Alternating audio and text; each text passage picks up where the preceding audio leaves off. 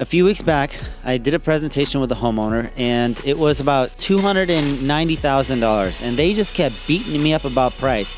I need this to be about $200,000. It's too much money. And yes, there was a little bit of negotiation that we can do on every job, but I'm not gonna take a $90,000 haircut. So I'm gonna tell you on this video exactly what I did to still close the deal, have it my way, but also give them a little bone. Now, in the 10 years that I've been doing business, I have come across this situation and problem, whichever one you want to pick, quite often. First, we must understand why the customer wants discounts. One is maybe it's in their culture.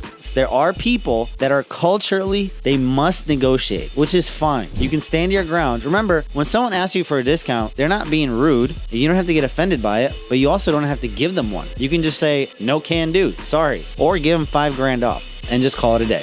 Or two, the customer has no money, which for a job that's $300,000, that'd be very rare that the customer doesn't have money unless they're working some kind of scheme or scam and they're in the hospital and they need to go look at a house for their uncle, right? I get that scam all the time through my text messages. Don't go. That person is not real. Or number three, which is the case that's most common, the people that you are bidding against are giving prices that are significantly lower than yours. And that's why maybe I come in at 300 grand, little Johnny comes in at 220, little Billy comes in at 230, little Andrew Johnson comes in at 260, and now they're looking at me, why are you 300? Well, let me show you what they're not doing. Most often than not, they're not including everything that we're including.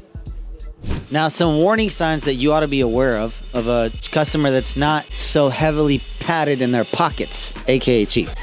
If they're always asking for just a price or just a quote, or I'm shopping around, or can you come and give me a quick estimate? Oh yeah, sure, no problem. Do you have a design? No, I don't want to design it. I know exactly what I want. Those are early warning signs that you should proceed with caution. If a customer is very agreeable with you and say, hey T, I need a quote on my backyard. Sure, no problem. Do you know the square footage? Do you guys have a design? We know the square footage is around 2,000 square feet. Don't have a design, it's gonna be pavers, kind of easy. Or we do have a design, there's a lot of things going on. Great, can you send me the design? Yeah, sure, no problem. Here it is in the email. Okay, yeah, I'll come over. Or if they have pavers, we have 2,000 square feet of pavers. Okay, great. We charge around 28, 30 bucks a square foot. So you're looking at 60 grand for pavers. Is that something that you're okay with? 60 grand? I mean, I don't know. I don't know what pavers are going for. Maybe I want to do travertine, maybe porcelain. But yeah, 60 G sounds right. Okay, great. I'll come over. And then that's when I jump in the car and I go. Because they're easy to work with. They're understanding and they're okay with the price. Because if they're hoping that you're going to do 2,000 square feet of pavers for 20 grand, what's the point of me even going out there? And a lot of you don't tell customers prices over the phone, and that hurts you more in the long run because they waste your time and you waste their time.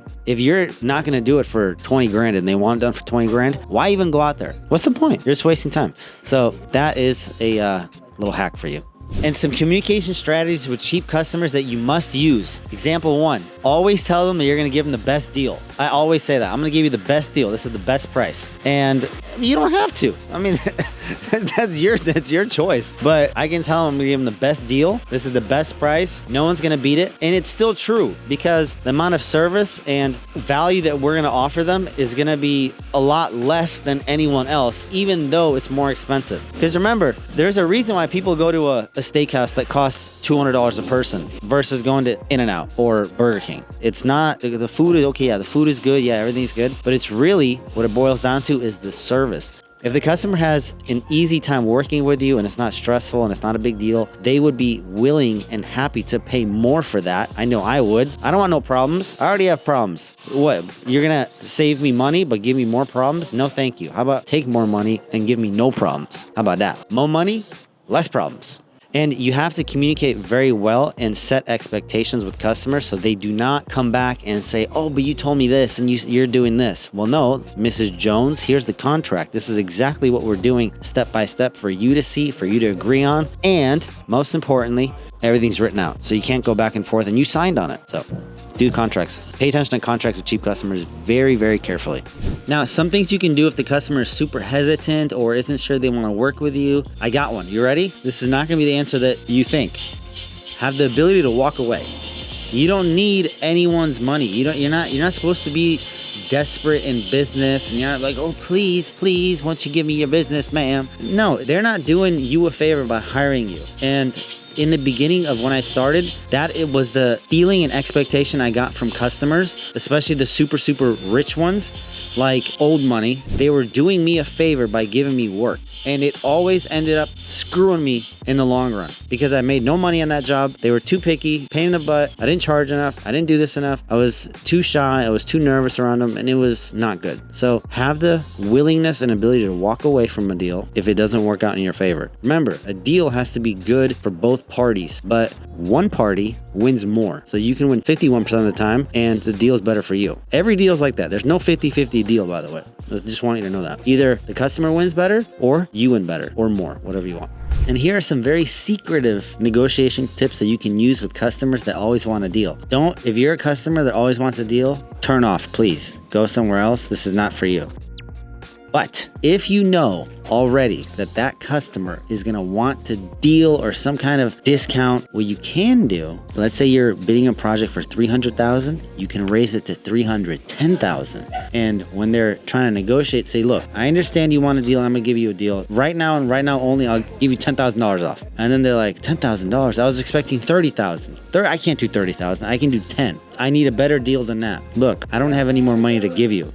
This is all I got. If I give you any more money off, it's going to come directly out of my bottom line, which is the profit. You don't want me to not make money on my job, do you? Well, no, I want you to make money, but I also don't want you to make too much money. Listen, the target goal is about 10% profit. If I can make 10% profit, which is 30 grand, I'll be very happy. I already gave you 10 grand off. Any more than that, I would be a fool to take the job on. And the customer would be like, well, blah, blah, blah, blah, blah, blah, blah. Maybe you can give them another 2 grand. This is to be used at your discretion, okay? You want to give them another 2 grand off? That's up to you. $298, final offer. Sign right here, Mrs. Jones. Maybe you'll close the deal, maybe not. I don't know. Do that as you will.